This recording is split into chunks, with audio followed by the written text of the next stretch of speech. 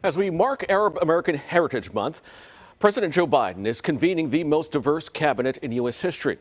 Here's a look at the unprecedented number of Arab Americans serving in the administration. As we all know by now, the Biden administration is filled with history-making moves, with the first female vice president, daughter of immigrant parents from two different parts of the world. But that only tells a small part of the story of how diverse the Biden administration really is. I thought it's about time. Blash Shaheen, a Bay Area resident and author of Host of Feast in the Middle East, is talking about a groundbreaking move, so far naming 7 Arab Americans to the Biden-Harris administration.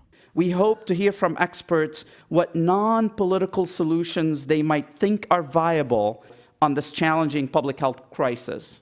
Among them, Oakland resident Dr. Bachar Kucher, who served as chief health officer at Kaiser Permanente. Born in Beirut, Lebanon, Kucher has been named White House vaccine coordinator. This place I called home had a profound impact on me.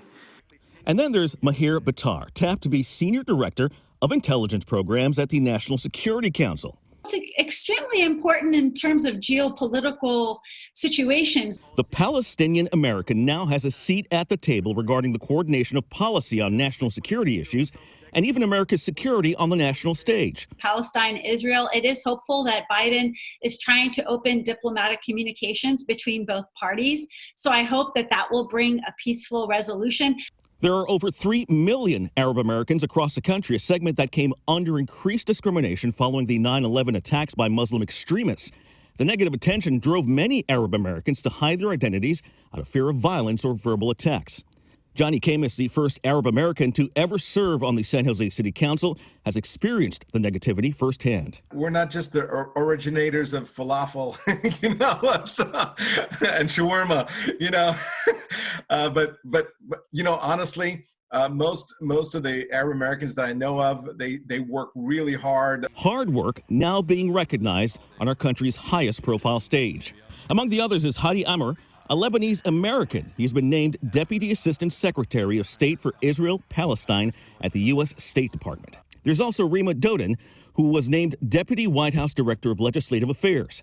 The UC Berkeley grad was born in North Carolina to Palestinian parents who migrated to the U.S. I think a lot of Arab Americans are, quite frankly, just now beginning to getting into the political system. They're just starting to get their feet wet, understanding politics. It would be nice to see them make a splash in the public sector as well and overcome these negative stereotypes that have plagued our community for so long.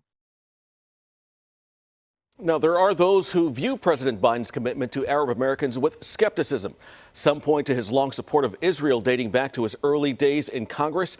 He even declared himself a Zionist while speaking to a Jewish organization back in 2007.